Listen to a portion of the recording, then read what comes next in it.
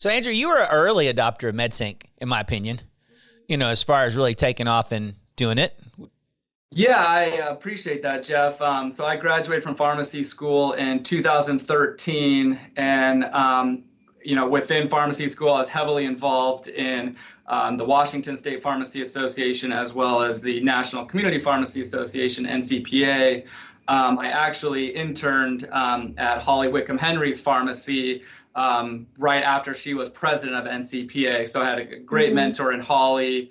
I got involved in student leadership with NCPA. I got to meet and know Joe Moose really well. Yep. So a lot of the pioneers and innovators, I feel like, in MedSync and kind of the 2009 to 2013 timeframe when that was really kind of taking off, I got to learn and watch the people creating kind of that idea of MedSync. So yeah, right out of pharmacy school, when I came on board with my dad, I was like, this is what we got to do. Our old software didn't have anything. So I had a binder and a piece of paper per patient, all handwritten, calendar, day things, and we were moving it around. And it was difficult. And I found that after about 2 to 3 months of on paper, things would start to fall through the cracks, and it just, we needed automation. We needed it streamlined. I was 100% running the program, and I was like, this isn't scalable at all. And so that's when I was really like, Dad, they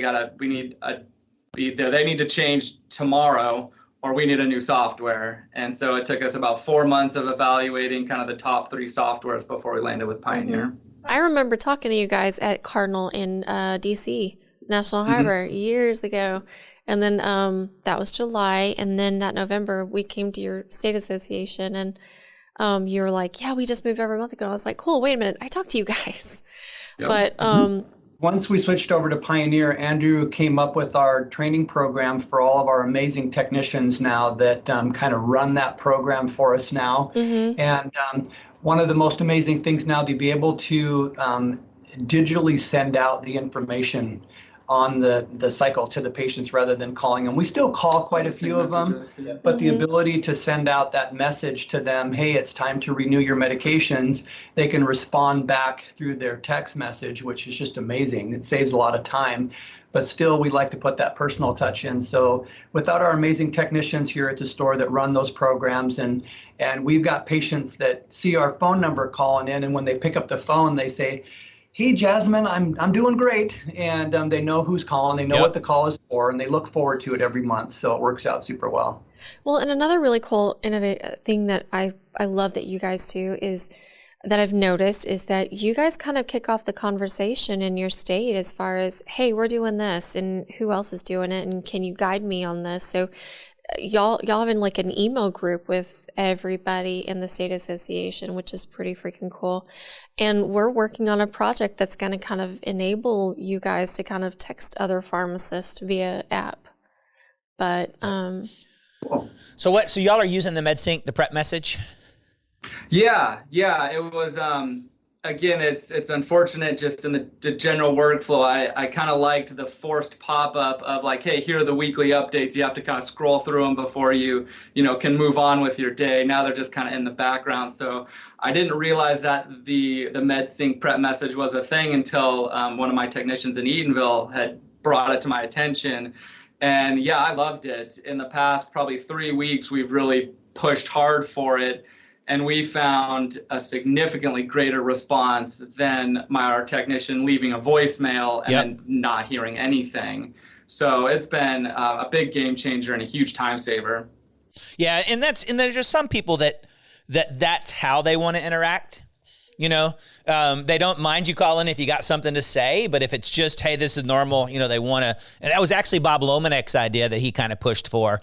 And that's going nuts at his pharmacy. Any advice was from somebody who's been using MedSync as long as you have?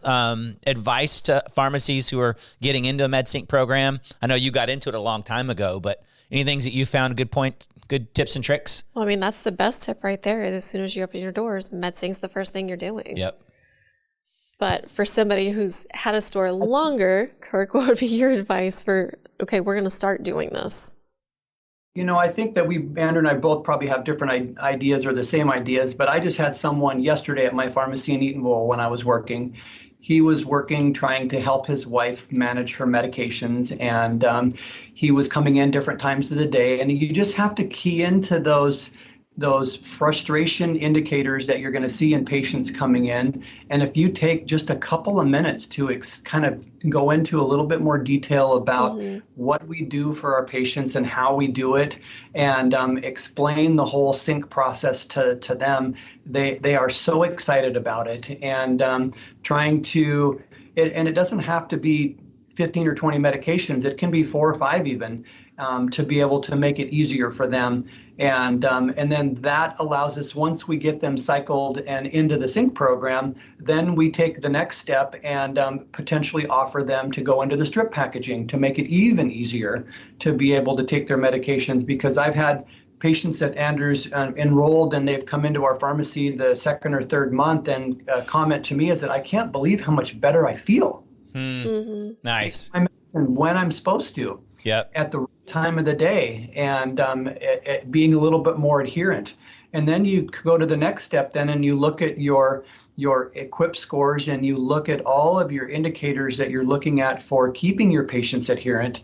And to be able to, our accountant has commented to us that out of all of the pharmacies that he's working with, our DIR fees are probably one of the lowest DIR fees that he's seen. Nice. Nice. They go as high as 7 or 8%, and we're down in the very low percentages. And I think it has to do with all the work that Andrew has done on getting us all up to speed on getting everybody on the sync program to be able to have them maintain their refills and get their medicines and beyond the medications that was a great job, son. If you didn't miss that, if you missed that. I got that now. Thanks, Jeff.